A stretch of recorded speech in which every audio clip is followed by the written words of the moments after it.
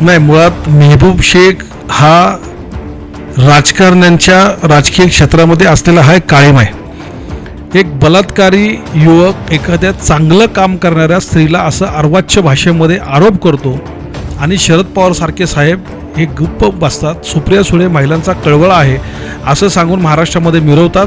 मेहबूब शेख याच्या नावातच सगळं दडलेलं आहे.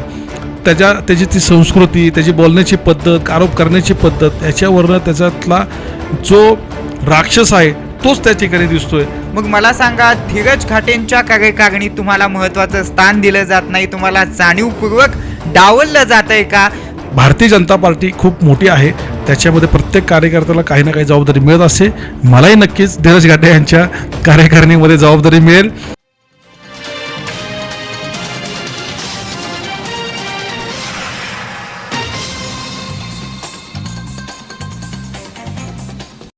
नमस्कार, मी ऋषिकेश शेलार. आपण पाहता स्टार महाराष्ट्र न्यूज. आपल्या सगळ्यांचं स्वागत. आणि आज आपण धडक बेधडकपणे बातचीत करणार आहोत माजी नगरसेवक, भाजपचे माजी प्रवक्ते, उपाध्यक्ष पुणे शहराचे धनंजयजी जाधव. नमस्कार. आज आपल्याशी आम्ही बातचीत करणार आहोत. विविध मुद्द्यांना या ठिकाणी हात घातला जाणार आहे. पहिलाच मुद्दा, आपण भाजपचे आहात त्यामुळे भाजपलाच अनुसरून एक प्रश्न विचारतो, जो प्रश्न सध्या ज्वलंत आहे, तो म्हणजे मराठा आरक्षणाविषयी भाजपची नेमकी भूमिका काय आहे? सर्वात महत्त्वाचा मुद्दा सांगतो. भारतीय जनता पार्टीची स्पष्ट आणि एकदम स्पष्ट भूमिका आहे की मराठा समाजाला आरक्षण मिळालं पाहिजे आणि रद्द न होणारं आरक्षण मिळालं पाहिजे. ही भारतीय जनता पार्टीची पहिल्यापासून आरक्षणाच्या बाबतीतली भूमिका आहे. सर्वात महत्त्वाचं सांगतो की काँग्रेस असेल, राष्ट्रवादी काँग्रेस असेल, आधी शरद पवारांची असेल किंवा काँग्रेस असेल, ह्यांनी चुकीच्या पद्धतीनं आरक्षण दिल्यामुळे ते आरक्षण रद्द झालं. केंद्राने काही अटी घातल्या होत्या, हायकोर्टाने काही अटी घातल्या होत्या, त्याच्यामध्ये ट्रिपल टेस्ट असेल आणि सर्वेचा विषय असेल, याची कुठलीही पूर्तता न करता त्यावेळीचे मुख्यमंत्री उद्धव ठाकरे यांनी चुकीच्या पद्धतीनं कोर्टामध्ये पाठपुरावा केल्यामुळं मराठ्यांचं आरक्षण गेलं. परंतु एकनाथ शिंदेसाहेब असतील, या राज्याचे मुख्यमंत्री एकनाथ शिंदेसाहेब असतील, उपमुख्य देवेंद्रजी फडणवीस असतील, अजित पवार असतील, यांच्या नेतृत्वाखाली मराठा समाजाला रद्द न होणारं आरक्षण 100% मिळेल, याची तुम्हाला या ठिकाणी मी खात्री देतो. आताच तुम्ही बोलताना म्हटलात की भाजपची मराठा आरक्षणाबद्दलची जी काही भूमिका आहे ती सकारात्मक आहे. मग मला सांगा, एवढं जर सगळं सकारात्मक आहे, पंतप्रधान महाराष्ट्रामध्ये येतात, अहमदनगर जिल्ह्यामध्ये येतात, मात्र आरक्षणाबद्दल ते काहीच बोलत नाहीत, मनोज जरांगे पाटलांबद्दल ते काहीच बोलत नाहीत. इतकं मोठं मराठ्यांच्या इतिहासातलं हे पहिलं आंदोलन असेल आणि त्याबद्दल जर भाजपची भूमिका जर स्वच्छ आणि पारदर्शक असेल तर पंतप्रधान काहीच का बोलत नाहीत? नाही, सर्वात महत्त्वाचा मुद्दा सांगतो की कोणत्याही राजकीय कार्यक्रमाला आदरणीय पंतप्रधान साहेब त्या ठिकाणी आलेले होते. विविध उपक्रमांच्या, विविध उद्घाटनाच्या कार्यक्रमाला त्या ठिकाणी ते आले होते. 200 कोटी रुपये खर्च करून शिर्डीसारख्या परिसरामध्ये चांगल्या सुखसुविधा निर्माण झाल्या पाहिजेत, नगर जिल्ह्यामध्ये चांगल्या सुखसुविधा निर्माण व्हायला पाहिजेत, यासाठी त्या ठिकाणी ते आले होते. तर पॉलिटिकल स्टेज नव्हता, त्यामुळे त्यांनी तिथं काही वाच्यता केली नाही. परंतु मी तुम्हाला सांगतो त्या पद्धतीनं आजच मुख्यमंत्री असतील, उपमुख्यमंत्री असतील, यांची बैठक झाली. सकारात्मकपणे मराठा समाजाला कसं आरक्षण मिळेल या पद्धतीची बैठक झालेली आहे. त्यातनं चांगला निर्णय नक्कीच मिळेल. आता तुम्ही जगदीश मुळीक यांच्या कार्यकारिणीमध्ये तुम्ही चांगलं काम केलं, उत्कृष्ट काम केलं आणि याची दखल देखील पुणे जिल्ह्याला घेतलेली आहे, पुणे जिल्ह्याला माहिती आहे. मग मला सांगा, धीरज घाटेंच्या कार्यकारिणीत तुम्हाला महत्त्वाचं स्थान दिलं जात नाही, तुम्हाला जाणीवपूर्वक डावललं जात आहे का? खरं तर मध्यंतरी मुंडे भगिनींना देखील डावलल्याची चिन्ह सध्या महाराष्ट्रामध्ये दिसत होती. काय सांगाल या दोन्ही भाषाविषयी? नाही, भारतीय जनता पार्टीमध्ये जो कार्यकर्ता काम करतो त्याला नक्कीच चांगली जबाबदारी मिळते. पंकजाताईंनासुद्धा डावलण्यात आलं नाही, त्यांनाही राष्ट्रीय उपाध्यक्ष म्हणून त्यांना जबाबदारी मिळाली, मध्य प्रदेशची त्यांना प्रभारी म्हणून जबाबदारी मिळाली. आणि राहिला विषय राज्याच्या राजकारणामध्ये आता देवेंद्रजी फडणवीस अतिशय चांगलं काम करत आहेत. त्याच्यामुळं पंकजाताईंना राष्ट्रीय कामामध्ये योगदान चांगलं देता यावं त्यासाठी त्यांनी जी त्या ठिकाणी नियुक्ती केलेली आहे त्यामध्ये डावलण्यात आलं नाही. राहिला विषय माझा की जगदीश मुळीक यांच्या नेतृत्वाखाली पुणे शहरामध्ये आम्ही अतिशय चांगलं काम केलं. भारतीय जनता पार्टी अनेक उपक्रमांच्या माध्यमातून आंदोलनाच्या माध्यमातून आम्ही घराघरामध्ये पोचवली. जगदीश मुळीक यांनी कोरोनाच्या काळामध्ये आणि आम्ही त्यांच्याबरोबर सर्वच कार्यकर्त्यांनी अतिशय चांगलं काम केलं. जीवाची पर्वा न करता भाजपच्या प्रत्येक कार्यकर्त्यानं रस्त्यावर उतरून पुणेकरांची सेवा केली. त्याच पद्धतीनं जनतेच्यासाठी आम्ही रस्त्यावर सुद्धा उतरलो. हे सगळं होत असताना भारतीय जनता पार्टी खूप मोठी आहे, त्याच्यामध्ये प्रत्येक कार्यकर्त्याला काही ना काही जबाबदारी मिळत असते. मलाही नक्कीच धीरज घाटे यांच्या कार्यकारिणीमध्ये जबाबदारी मिळेल आणि तसा विश्वास मला या ठिकाणी वाटतो. तुमच्यासोबत गटबाजी होते असं तुम्हाला नाही वाटत? आजकालची परिस्थिती बघता, या सगळ्या गोष्टींचा अभ्यास करता तुमच्यासोबत गटबाजी होती का नाही? काय म्हणायचं आहे तुम्हाला? नाही, भारतीय जनता पार्टीमध्ये अशी गटबाजीला कुठलाही थारा नाही आहे. सर्वात महत्त्वाचा मुद्दा सांगतो. याचं कारण आहे की जो कार्यकर्ता काम करण्यासाठी पुढे येतो त्याला संधी दिली जाते आणि जो कार्यकर्ता थोडासा मागे पुढे होतो त्याला पुढच्या काळामध्ये संधी दिली जाते. त्यामुळे गटबाजीचा विषयच नाही. कोणत्याही प्रकारची पुणे शहराच्या भारतीय जनता पार्टीच्या कार्यकारिणी असेल किंवा सर्व मोठ्या नेत्यांच्यामध्ये कुठल्याही प्रकारची गटबाजी नाही आहे. गटबाजी नाही असं तुम्ही म्हणतायत, बरोबर आहे तुमचं. तो तुमचा वैयक्तिक प्रश्न आहे. आपण पुढच्या प्रश्नाकडे वळूयात. मला सांगा, तुम्ही हिंदू फाउंडेशनच्या माध्यमातून तुम्ही असंख्य उपक्रम राबवता. नेमके कोणकोणते उपक्रम त्यामध्ये आहेत आणि त्या उपक्रमांचा लोकांना नेमका काय फायदा होतो? तुम्हाला मी अभिमानाने एक गोष्ट सांगू इच्छितो. भारतीय जनता पार्टीच्या माध्यमातून राजकीय काम करत असताना द हिंदू फाउंडेशनच्या माध्यमातून गेली 15 वर्ष विविध स्पर्धा, त्या राष्ट्रीय स्पर्धा असोत, राज्यस्तरीय असोत, जिल्हास्तरीय असोत, अतिशय जोमाने आणि तरुणांना त्यामध्ये सहभागी घेऊन करण्याचं काम केलं जातं. महिलांचं सबलीकरणासाठी अनेक कोर्सेस आम्ही त्या ठिकाणी घेतो. तुम्हाला महत्त्वाचं सांगतो की पॉवर लिफ्टिंगची राष्ट्रीय स्पर्धा द हिंदू फाउंडेशनच्या माध्यमातून पुणे शहरामध्ये झाली होती. त्याला 950 खेळाडू देशातून आले होते 26 राज्यामधून. त्याच्यानंतर पॉवर लिफ्टिंगच्या स्पर्धेबरोबरच पेसा पलो ही आंतरराष्ट्रीय स्पर्धा आली, वर्ल्ड कप झालं, त्याच्यासाठी सुद्धा 8 देश जगातले आले होते. ती स्पर्धा SP कॉलेजमध्ये आम्ही द हिंदू फाउंडेशनच्या माध्यमातून घेतली. त्याच्यानंतर तुम्हाला सांगतो बॉक्सिंग स्पर्धा असेल, कबड्डी स्पर्धा असेल. आणखी एक सर्वात महत्त्वाची बाब सांगतो की तरुणांना व्यायामाची आवड निर्माण व्हावी, आरोग्याची निर्माण व्हावी म्हणून पुणे जिल्ह्यातली सर्वात जास्त बक्षिसं असलेली, सर्वात जास्त खेळाडू असलेली, सर्वात चांगलं नियोजन असलेली पुणे जिल्हास्तरीय पुणेश्री स्पर्धा ही द हिंदू फाउंडेशन गेली 10-15 वर्षाला आयोजित करते. त्याच्यानंतर जिल्हास्तरीय बॉक्सिंग स्पर्धा असेल, जिल्हास्तरीय क्रिकेट स्पर्धा असेल, महिलांसाठीच्या केक प्रशिक्षण असेल, रांगोळी प्रशिक्षण असेल, मेहंदी प्रशिक्षण असेल, केक प्रशिक्षण असेल. नुकतंच आम्ही मेकअप प्रशिक्षण दिलं, त्याच्यामध्ये 258 महिलांना प्रशिक्षण दिलं. त्यांची स्पर्धा घेण्यात आली, त्यांना प्रमाणपत्र देण्यात आलं, त्यांना बक्षीस देण्यात आली. अनेक महिला याच्यातून सबलीकरणाचा मार्ग त्यांना मिळतो. त्यामुळं महिलांसाठी सुद्धा आम्ही द हिंदू फाउंडेशनच्या माध्यमातून अनेक उपक्रम करत असतो आणि महिलांना काहीतरी रोजगार मिळाला पाहिजे घरी बसून, त्यासाठी हिंदू फाउंडेशनच्या माध्यमातून आमचं काम चालू आहे. हिंदू फाउंडेशनच्या माध्यमातून महिला सबलीकरण असेल, युवकांसाठी असेल, वेगवेगळे कार्यक्रम नेहमीच राबवले जातात आणि यासाठीच द हिंदू फाउंडेशनने स्वतःचं एक वेगळं असं अस्तित्व निर्माण केलं आहे, स्वतःची एक वेगळी अशी ओळख निर्माण केली आहे. दादा, माझा तुम्हाला आणखीन एक प्रश्न आहे. तुम्ही आता महिला सबलीकरणाविषयी बोलत होता, चला तो प्रश्न एकदा विचारूनच टाकतो. आत्ता मध्येच मला वाटतं 7-8 दिवस झाले असतील, मेहबूब शेख, राष्ट्रवादीच्या मेहबूब शेख यांनी चित्रा वाघ यांना अतिशय गलिच्छ भाषेमध्ये त्यांच्यावरती टीकास्त्र सोडलेलं आहे. ते असं म्हणतात की चित्रा वाघ यांना त्यांनी थेट धर्टी चित्रपटातल्या एका हिरोईनीचंच नाव दिलं आहे. काय सांगाल? एकीकडे महिलांना खरं तर राष्ट्रवादीकडून अशी वागणूक मिळते, तरी देखील शरद पवार असतील किंवा राष्ट्रवादीच्या सुप्रिया सुळे असतील, त्या मेहबूब शेख यांना काहीच का बोलत नाहीत? नाही, मुळात मेहबूब शेख हा राजकारण्यांच्या राजकीय क्षेत्रामध्ये असलेला हा एक काळिमा आहे. एक बलात्कारी युवक एखाद्या चांगलं काम करणाऱ्या स्त्रीला असं अर्वाच्य भाषेमध्ये आरोप करतो आणि शरद पवारसारखे साहेब हे गुप्प बसतात. सुप्रिया सुळे महिलांचा कळवळा आहे असं सांगून महाराष्ट्रामध्ये मिरवतात. साध्यापणाचा आणि मी खूप काम करते, उत्कृष्ट संसदपटू आहे, एक महिला म्हणून जर तुम्ही त्या ठिकाणी त्याला मेहबूब शेखला सांगितलं असतं की अरे त्या जरी भाजपमधल्या जरी कार्यकर्त्या असल्या तरीसुद्धा एक महिला आहे, त्यांच्याबद्दल आपण असं विचित्र काही बोललं नाही पाहिजे. परंतु कसं असतं की मुळातच मेहबूब शेख ह्याच्या नावातच सगळं दडलेलं आहे.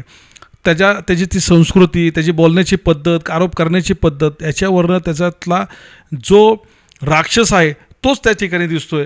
त्याच्यामुळं चित्राताईंना असं बोलल्याने काही फरक पडणार नाही. चित्राताई आणखी जोमाने महाराष्ट्रामध्ये महिलांच्यासाठी काम करत आहेत. भारतीय जनता पार्टीच्या प्रदेश अध्यक्षा म्हणून, महिला प्रदेशाध्यक्षा म्हणून ते अतिशय चांगलं काम करत आहेत. महाराष्ट्रातल्या गावोगावामध्ये, शहरामध्ये फिरून महिलांसाठीचे अनेक प्रश्न ते घेत आहेत. त्यामुळं मेहबूब शेख, असे लाख मेहबूब शेख आले तरी चित्राताईंना काही फरक पडणार नाही, ते त्यांना फरक पडेल. म्हणजे हत्ती चले बाजार तो कुत्ते भुकते हजार अशी परिस्थिती आहे. 100% बरोबर आहे, एकदम 100% बरोबर आहे. अशा कोणावर काही आरोप केले म्हणजे एखाद्याची प्रतिमा डागाळली जाईल असा काही प्रकार नाही आहे. तुम्ही विविध क्रीडा संकुलकामध्ये, विविध क्रीडा संस्थांमध्ये तुम्ही अध्यक्ष म्हणून काम करता, तर कसा अनुभव आहे? नाही, तुम्हाला सांगतो की माझं एक तत्त्व आहे. ते म्हणतात ना की राजकारणामध्ये खेळ आला तर चालेल, परंतु खेळामध्ये राजकारण नको. ते माझं एक वाक्य आहे, ते सर्वांना माहिती आहे. पण मी एक राजकारणी जरी असलो तरी या देशाचा एक प्रथम नागरिक आहे. भारतीय जनता पार्टीमध्ये एक शिकवलं जातं की प्रथम राष्ट्र, नंतर पक्ष आणि मग स्वतः. हे भारतीय जनता पार्टीचं कामाचं तत्त्व आहे. आणि तुम्हाला एक महत्त्वाचा विषय सांगतो की मी राजकारणापेक्षा क्रीडा विभागामध्ये खूप चांगलं काम करतो. मी बॉडी बिल्डिंगची स्पर्धा आयोजित करतो, मी बॉक्सिंगची स्पर्धा आयोजित करतो, मी पॉवर लिफ्टिंगची स्पर्धा आयोजित करतो, मी पेसापॉलोची स्पर्धा आयोजित करतो, मी क्रिकेटची स्पर्धा आयोजित करतो. अशा वेगवेगळ्या स्पर्धामधनं तरुणांसाठी चांगलं काम करण्याचं आपल्याला समाधान मिळतं. म्हणून राजकारणापेक्षा क्रीडा क्षेत्रामध्ये सुद्धा माझं काम चांगलं आहे आणि त्यात मला आनंद मिळतो. आता थोडा माहोल आपण चेंज करूयात. राष्ट्रीय स्वयंसेवक संघ म्हणजेच RSS वरती असा आरोप केला जातो की मराठ्यांना आरक्षण न देण्यामागे त्यांचा देखील खूप मोठा हात आहे. मला सांगा, आज देशावरती कुठलंही संकट येऊ द्या, RSSचे जवान हे आपल्या भारत देशातील जवानांच्या खांद्याला खांदा देऊन त्यांच्या आधी म्हटलं तरी उभे राहतात. RSSचे जवान हे कधी पण नेहमीच ज्या ठिकाणी संकट येत असतं, मध्यंतरी पूर परिस्थिती होती, तर तिथे देखील RSSचे जवान धावून आले होते. आणि इतकं जर देशासाठी RSSचे जवान करत असतील तर कुठेतरी RSS वरती ताशेरे ओढण्याचं काम केलं जातं आहे का? तुम्हाला काय वाटतं? एक सर्वात महत्त्वाचं तुम्हाला मी सांगतो, पुन्हा तेच सांगतोय की राष्ट्रीय स्वयंसेवक संघ ही जगातील सर्वात मोठी सामाजिक संस्था आहे.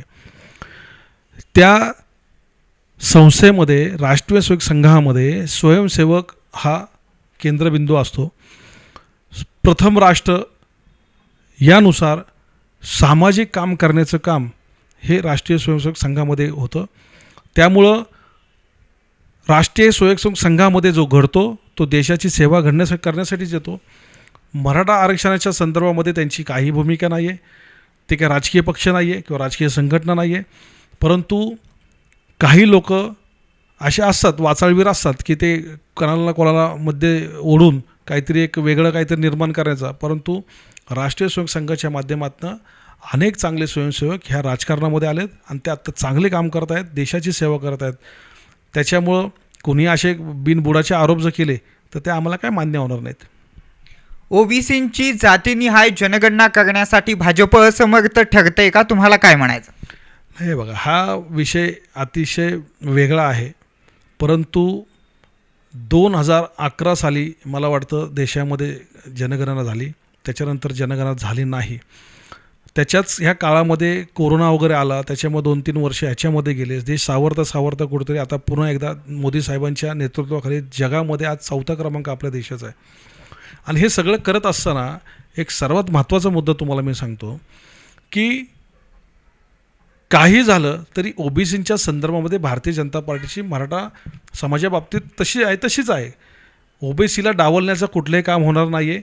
आणि ज्या पद्धतीनं आत्ता राष्ट्रीय स्वयंसेवक संघावर तुम्ही आत्ता म्हटलात की ओबीसींना विरोध वगैरे, असा कुठलाही प्रकार नाही आहे. राष्ट्रीय स्वयंसेवक संघामध्ये सर्व जाती धर्माचे नागरिक हे स्वयंसेवक म्हणून काम करतात, देशप्रेमी म्हणून काम करतात. त्याच्यामुळं संघामध्ये असं कुठल्या ह्याला विरोध त्याला विरोध असली काहीही गोष्ट नसते. म्हणजे संघाचं जे ब्रीदवाक्य आहे, परमो सेवा धर्म, म्हणजे आधी जनता आणि मग आपण, या ब्रीदवाक्यावरती संघ नेहमीच काम करत असतं. आणि संघाचे सरसंघ चालक मोहनजी भागवत आज वयाच्या 90मध्ये देखील नवतरुणांना लाजवेल अशा उत्साहामध्ये काम करतात. काय सांगाल त्यांच्या एका वेगळ्या एनर्जेटिक पॉवरबद्दल? नाही, एक महत्त्वाचा मुद्दा तुम्हाला सांगतो. तुम्ही आता मोहनजी भागवतांच्याबद्दल बोललात. सर्वात प्रथम म्हणजे तुम्हाला एक सांगावंसं वाटतं की राष्ट्रीय स्वयंसेवक संघामध्ये शिस्तीला खूप महत्त्व आहे, प्रोटोकॉलला खूप महत्त्व आहे. तुम्ही सामाजिक काम करत असताना देशाच्या संदर्भामध्ये एक वेळ प्राण अर्पण करावे लागले तरी चालतील, परंतु कुठलीही तडजोड करायची नाही. अशा पद्धतीनं राष्ट्रीय स्वयंसेवक संघाचा स्वयंसेवक हा तयार होतो. प्रथम वर्ष, द्वितीय वर्ष, तृतीय वर्ष हे झाल्यानंतर तो घडला जातो, तो देशाच्या सेवेसाठी तयार होतो. आणि शाखेमध्ये जाणारा स्वयंसेवक ह्याला देशप्रेमाचे धडे दिले जातात, देशविरोधाचे धडे दिले जात नाहीत. त्यामुळं राष्ट्रीय स्वयंसेवक संघामध्ये जो घडतो तो देशसेवेसाठी प्रेरित होतो आणि तो देशसेवा करण्यासाठी पुढे येतो.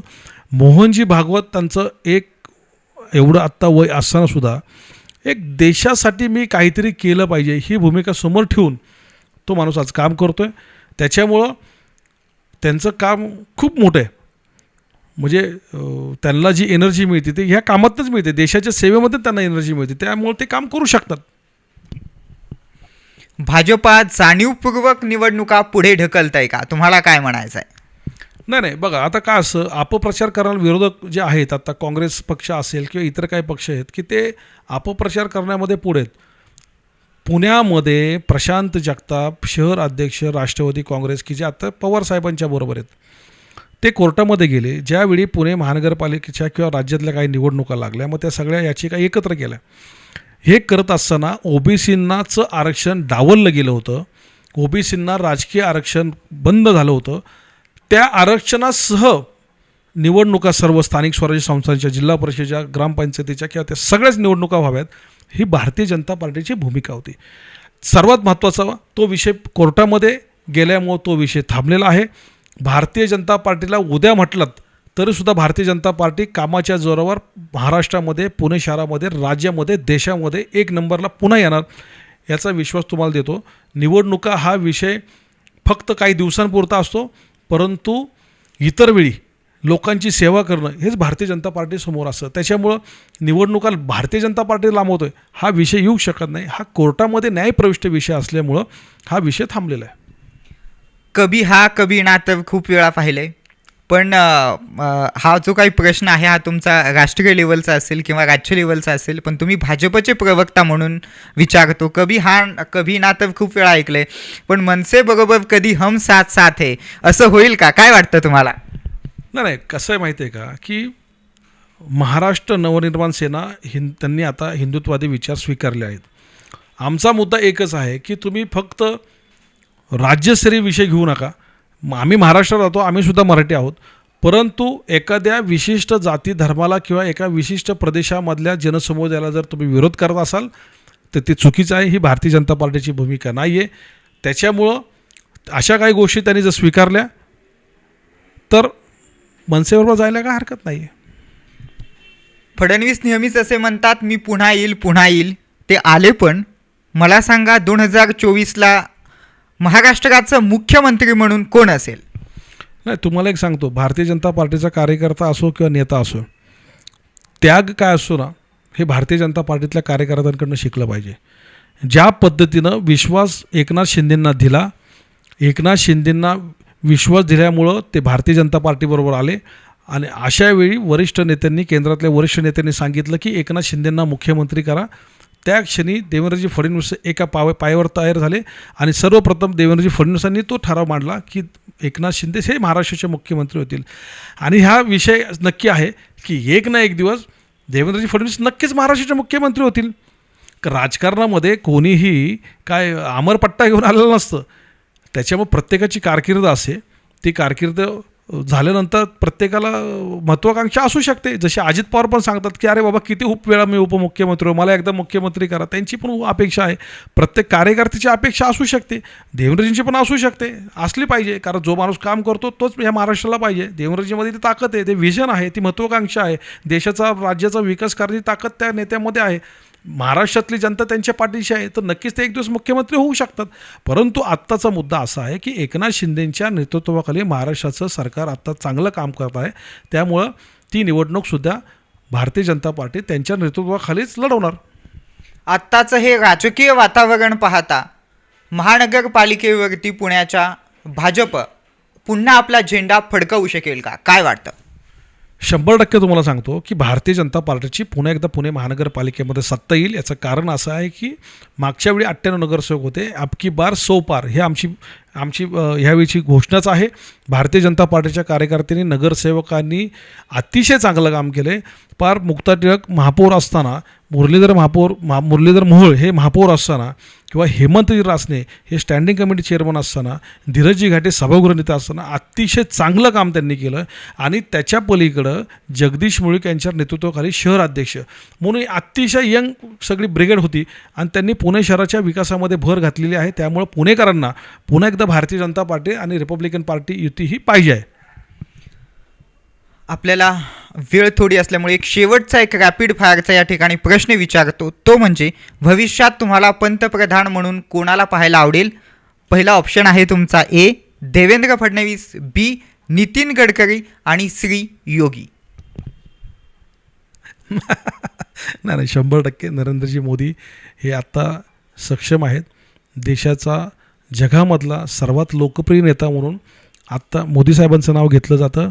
आणि मी तुम्हाला सांगितल्याप्रमाणे प्रत्येकाची महत्त्वाकांक्षा कोणाची ना कोणाची असते, परंतु ती वेळ ठरवत असते.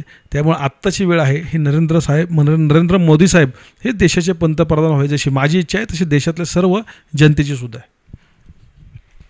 तर आपल्यासोबत होते माजी नगरसेवक, भाजपचे माजी प्रवक्ता, उपाध्यक्ष पुणे शहर धनंजयजी जाधव. धनंजयजींनी आपल्या द हिंदू फाउंडेशनच्या माध्यमातून गोरगरीब लोकांचा आवाज, त्यांच्या भावना, त्यांची परिस्थिती जाणण्याचा प्रयत्न केला आहे. एवढाच नाही तर त्यांनी सामाजिक कार्यात देखील राजकारणाबरोबर हातभार लावला आहे. ते विविध स्पर्धा राबवत असतात. तुम्हाला तुमच्या पुढील वाटचालीसाठी खूप मनापासून शुभेच्छा. यासह वेळ झाली इथेच थांबण्याची. तुम्ही मात्र कुठे जाऊ नका. ताज्या आणि महत्त्वपूर्ण बातम्यांच्या अपडेटसाठी पाहत रहा स्टार महाराष्ट्र न्यूज. रहा परिपूर्ण बातमीसोबत एक पाऊल इतरांपेक्षा पुढे. नवनवीन घडामोडी पाहण्यासाठी स्टार महाराष्ट्र न्यूजला सबस्क्राईब करा आणि ताज्या बातम्यांचे अपडेट मिळवण्यासाठी बेल आयकॉनला प्रेस करा आणि परिपूर्ण बातमीबरोबर रहा इतरांपेक्षा एक पाऊल पुढे.